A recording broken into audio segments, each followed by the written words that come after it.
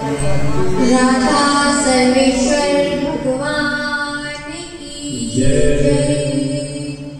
गिरिराज महाराज की जय। वृंदावन बिहारी लाल की जय।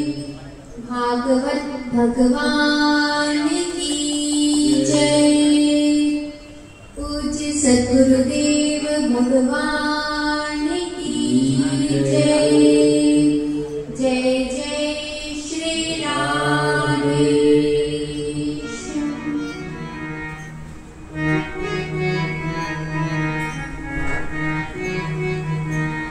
हो गए भव से पार लेकर नाम तेरा। हो गए भव से पार लेकर नाम तेरा। हो गए भव से पार लेकर नाम तेरा। हो गए भव से पार लेकर नाम तेरा। हो गए भव से पार लेकर नाम तेरा। हो गए भव से पार लेकर नाम तेरा। हो लेकर नाम तेरा। हो लेकर नाम तेरा। हो लेकर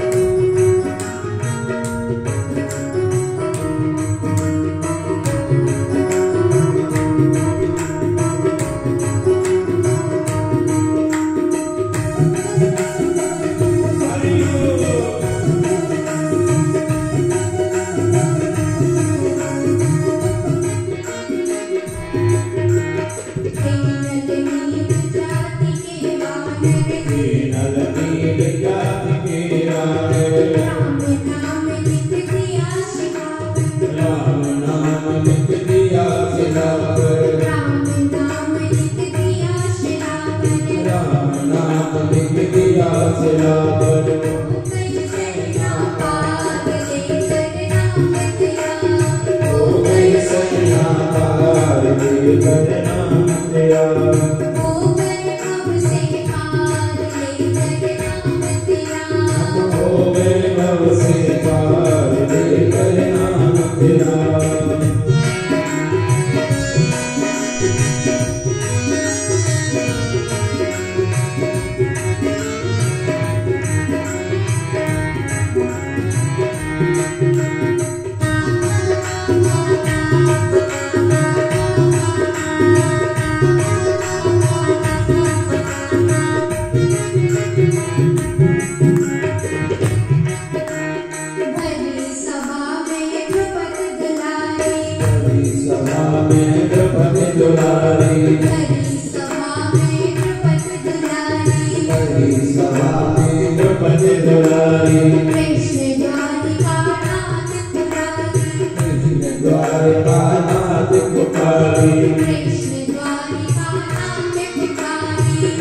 द्वारिका पुकारी पानांत पुकारी बढ़ गया चीर अपार लेकर नाम तेरा बढ़ गया चीर अपार लेकर नाम तेरा हो गए भव से पार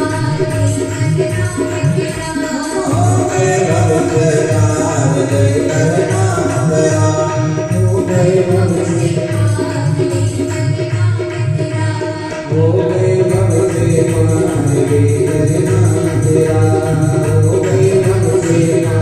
लेकर नाम तेरा हो गए भव से पार लेकर नाम तेरा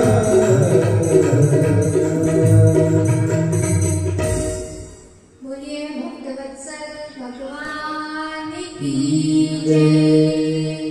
जय जय श्री राधे श्याम। कल हम लोगों ने कथा में राजा अम्बरीश के पावन चरित्र का श्रवण किया था। मनु जी के एक पुत्र थे जिनका नाम था इक्ष्वाकु। वह मनु जी ने एक बार जब चीखा तब उनकी नासिका से इक्ष्वाकु का जन्म हुआ था। उन्हीं के वंश में आगे चलकर युवनाश्व नाम के एक राजा हुए। उनका कोई पुत्र नहीं था, इसीलिए उन्होंने एक यज्ञ का अनुष्ठान किया जिसमें इंद्रदेव का यजन किया और सभी ऋषि आदि सभी वहां पर थे। रात्रि का समय हुआ और जो राजा युवनाश्व थे उन्हें अचानक प्यास लगी। अब देव की प्रेरणा से वह सभी जगह जल को ढूंढने लगे, लेकिन उन्हें कहीं पर भी जल नहीं मिला और जो अभिमंत्रित जल रखा हुआ था घड़े पर वही उन्होंने पी लिया। जैसे ही प्रातः काल हुआ तब वह जो अभिमंत्रित जल था वह रानी को देने के लिए ऋषियों ने जैसे ही उस घड़े को खोला तो वह घड़ा खाली था। अब सभी ऋषि विचार करने लगे कि वह जो अभिमंत्रित जल था जिससे पुत्र उत्पन्न होना था वह जल कहाँ गया। तब राजा ने कहा कि वह जल तो मैंने पी लिया। तब ऋषियों ने कहा कि अब आपके उदर से ही पुत्र उत्पन्न होगा। और फिर उन्हीं युवनाश्व के उदर से एक पुत्र उत्पन्न हुआ और वह भूख से व्याकुल था और रो रहा था। अब ऋषि विचार करने लगे कि यह जो पुत्र है यह भूखा है, अब इसे दूध कौन देगा। तब क्योंकि जो मानधाता थे उन्होंने देवराज इंद्र का यजन किया था, उनका यज्ञ किया था। तब देवराज इंद्र आए और जो देवराज इंद्र है उनकी जो तर्जनी उंगली है उसमें अमृत रहता है। उन्होंने कहा कि माम धाता, मैं इसका पालन करूंगा। और उन्होंने इंद्रदेव ने जो अपनी तर्जनी उंगली थी जो अमृत से पूर्ण थी उसे उस बालक के मुख में डाल दिया, जिससे उस पुत्र का नाम हुआ मानधाता। मानधाता के 3 पुत्र थे और 50 कन्याएं थी। एक बार सौभरी ऋषि यमुना जी में जल के अंदर तप कर रहे थे। उस समय उन्होंने एक मत्स्य को अपनी पत्नी के साथ सुखी देखा। तब उन्होंने विचार किया कि अब मुझे भी विवाह करना चाहिए। अब उन्होंने विचार किया कि अब मैं बूढ़ा हो गया हूँ, अब मेरी अवस्था ढल चुकी है, अब कौन मुझसे विवाह करेगा। तब उन्होंने सोचा कि जो राजा मानधाता है उनकी 50 कन्याएं हैं, अब मैं राजा के पास ही जाता हूँ और राजा से कहूँगा कि आप एक पुत्री मुझे दे दीजिए विवाह के लिए।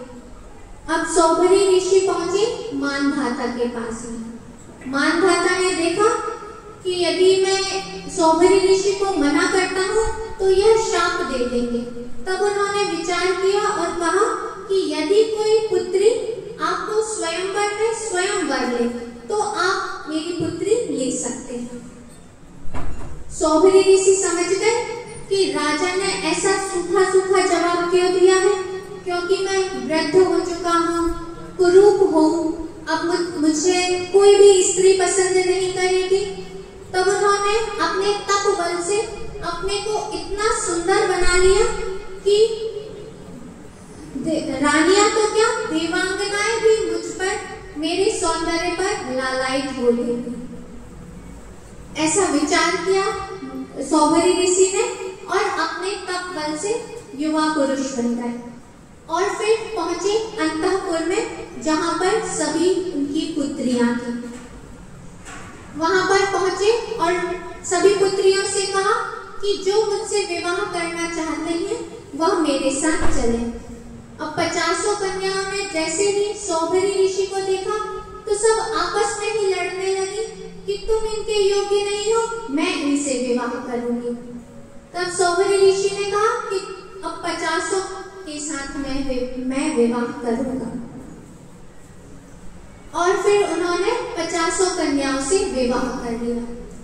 लेकिन जैसे घी की बूंद से अग्नि कभी तृप्त नहीं होती है, उसी प्रकार मानधाता ने सौभरी ऋषि ने विवाह तो कर लिया, लेकिन उन्हें तृप्ति नहीं हुई और वह एकांत में एक दिन बैठे हुए थे और फिर उन्होंने विचार किया कि कहाँ मैं तपस्वी था और एक क्षण के मछली के उस संग से मेरे जीवन में इतना बड़ा परिवर्तन आ गया, कहाँ मेरा अधोपतन हो गया। और फिर उन्होंने एक गीत गाया, अहो इमं पश्य मे विनाशम तपस्विनः।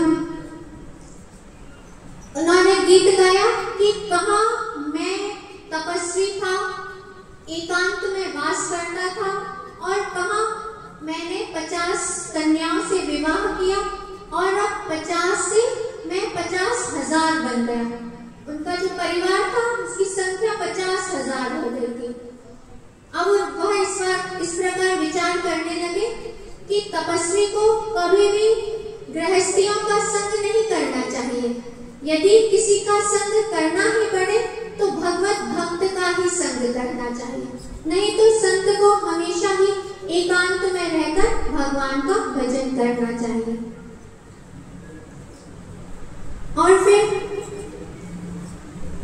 इस प्रकार विचार करते करते उन्हें प्रबल वैराग्य हुआ और फिर वह सभी को त्याग कर वन में तप करने के लिए चले गए थे। उनकी जो 50 पत्नियां थी, उन्होंने देखा कि हमारे पति तप करने के लिए वन में चले गए हैं। तब जो 50 पत्नियां थी वह भी सौभरी ऋषि के साथ तप करने के लिए वन में चली गई और सौभरी ऋषि ने तप करके उस परम पद को प्राप्त कर लिया और जो उनकी पत्नियां थी वह सब सती होकर अपने उसी परम पद को प्राप्त की। उन्हीं मानधाता के वंश में आगे चलकर हरिश्चंद्र हुए। हरिश्चंद्र के कोई पुत्र नहीं थे। तब उन्होंने एक बार नारद जी के कहने पर वरुण देव का यज्ञ किया। वरुण देव जब प्रसन्न हुए तब राजा हरिश्चंद्र ने कहा कि वरुण देव, यदि मुझे कोई पुत्र प्राप्त होता है तो मैं उसी पुत्र से आपका यजन करूंगा। तब वरुण देव ने आशीर्वाद दिया। तब उन्हें एक पुत्र प्राप्त हुआ जिसका नाम था रोहित। अब जैसे ही पुत्र उत्पन्न हुआ तो वरुण देव आ गए कि अब आपको पुत्र हो गया है, अब आप इस पुत्र मीन्स इस यज्ञ पशु से मेरा यजन करें। हरिश्चंद्र ने कहा कि अभी यह मेरा जो पुत्र है यह अभी 10 दिन का भी नहीं है, अतः यह यज्ञ के योग्य नहीं है। जब यह 10 दिन से बड़ा हो जाएगा तब मैं आपका यज्ञ करूंगा।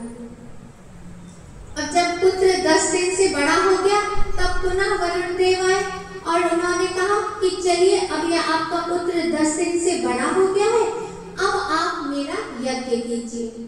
हरिश्चंद्र जी ने कहा कि अभी इसके दांत, दूध के दांत नहीं निकले हैं, जब तक इसके दांत नहीं निकल जाते हैं तब तक यह यज्ञ के योग्य नहीं होगा। अब वरुण जी चले गए और जब उस बालक के दूध के दांत निकल आए तब उपस्थित हुए। तब हरिश्चंद्र ने पुनः कह दिया कि अभी तो यह इसके दूध के दांत हैं, जब इसके स्थिर दांत निकल आएंगे तब मैं आपका यज्ञ करूंगा।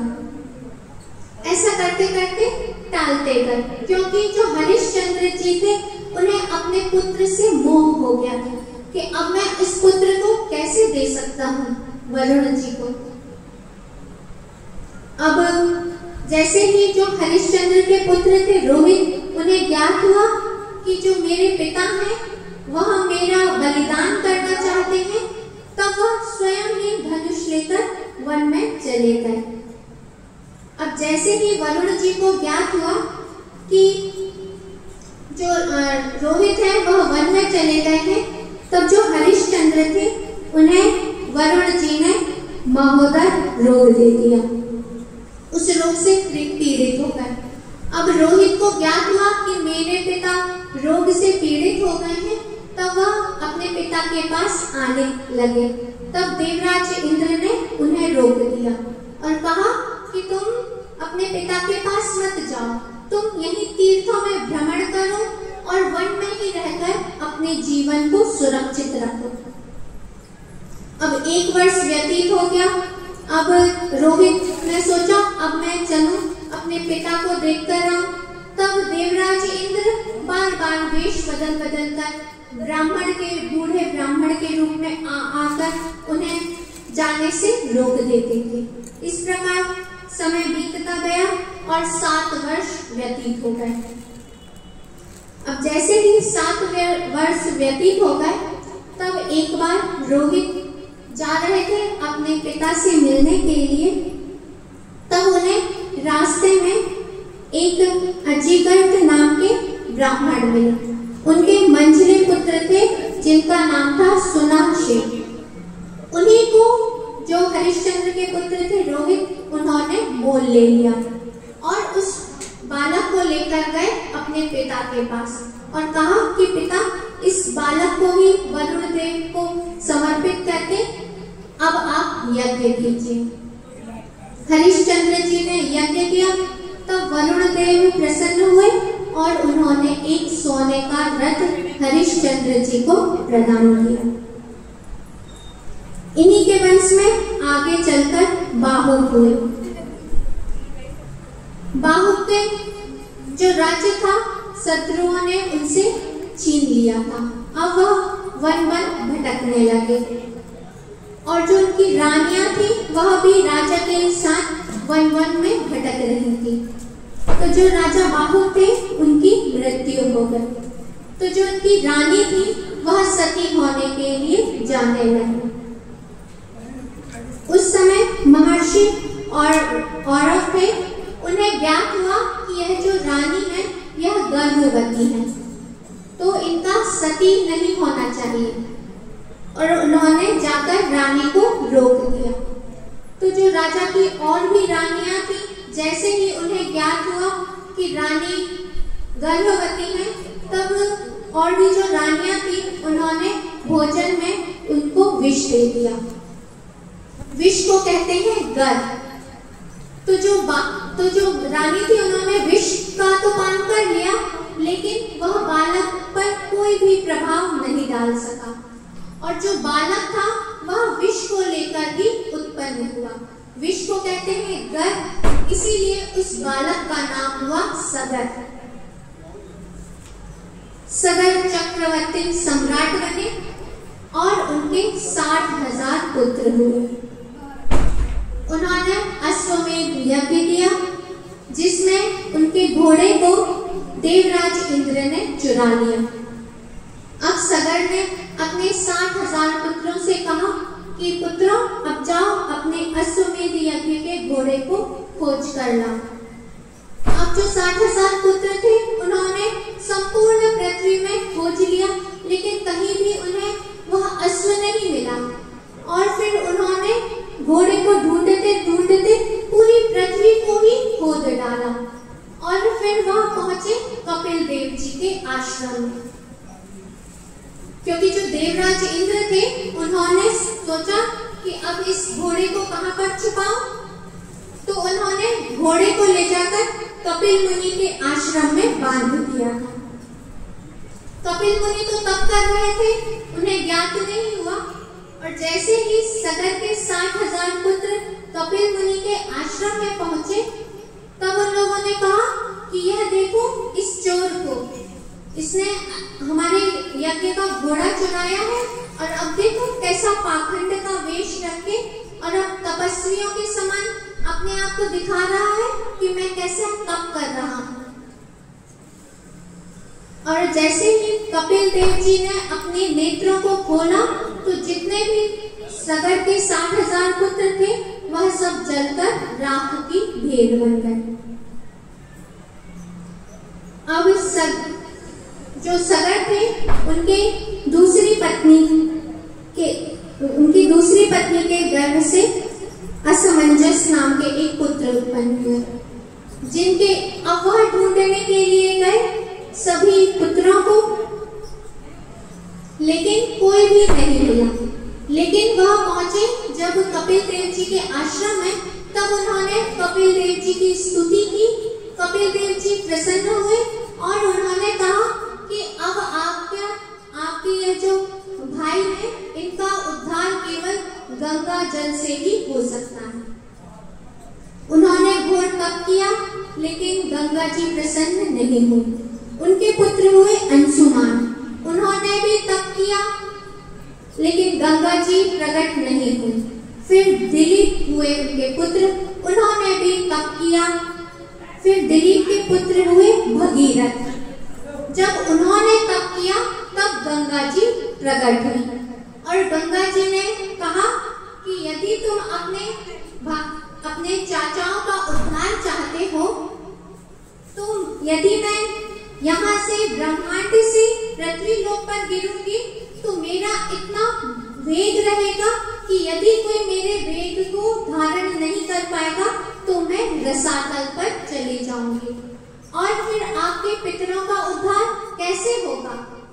और मैं तो पुण्य सलीला हूँ, यदि मैं पृथ्वी लोक पर जाऊंगी तो सभी लोग अब मुझ में स्नान करेंगे और अपना पाप तो मुझे दे जाएंगे और मेरे पुण्य को ले जाएंगे, जिससे मैं पुण्य सलीला की जगह में पाप सलीला हो जाऊंगी। तब भगीरथ जी ने कहा कि माता, आपके अंदर केवल पापी लोग ही स्नान नहीं करेंगे, पुण्य आत्मा साधु संत भी निवास करेंगे, क्योंकि जो साधु संत रहते हैं उनके हृदय में भगवान हमेशा ही विराजमान होते हैं। और भगवान क्या करते हैं? पाप को समाप्त करते जाते हैं। इसलिए अब आप बिल्कुल भी चिंता ना करें। अब मैं आपके वेग को धारण करने वाले भगवान शंकर की आराधना करूंगा। और भगीरथ जी ने तप किया, जिससे भगवान शिव प्रसन्न हुए, और भगवान शिव ने कहा कि अब मैं गंगा जी को अपनी जटाओं में धारण कर लेता हूँ। और फिर जो गंगा जी थी वह शंकर जी की जटाओं में समा गई, और फिर भगवान शंकर ने अपनी एक जटा को निचोड़ा, जिससे गंगा जी का अवतरण हुआ। अब गंगा जी ने भगीरथ जी से कहा कि अब आप आगे आगे चलिए और मुझे रास्ता बताइए, जहाँ जहाँ आप लेकर चलेंगे मैं वहीं पर ही चलूंगी। अब भगीरथ जी एक रथ पर सवार हो गए, और फिर उन्होंने चलते गए और जहाँ पर सगर के 60,000 पुत्र राख के ढेर बने हुए थे, वहां पर गंगा जी पहुंचे। जैसे ही गंगा जी की स्पर्श हुआ उस राख से, तो जितने भी वहां पर उनके वंशज थे वह सब तर गए और मुक्त हो गए। तभी से गंगा जी में तर्पण का विधान हुआ।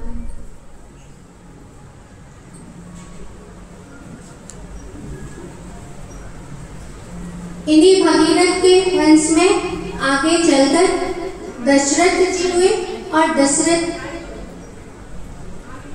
अब राम कथा हम लोग कल श्रवण करेंगे। बोलिए भक्तवत्सल भगवान की जय। पूज्य सद्गुरुदेव भगवान की जय। जय जय श्री राधेश्याम।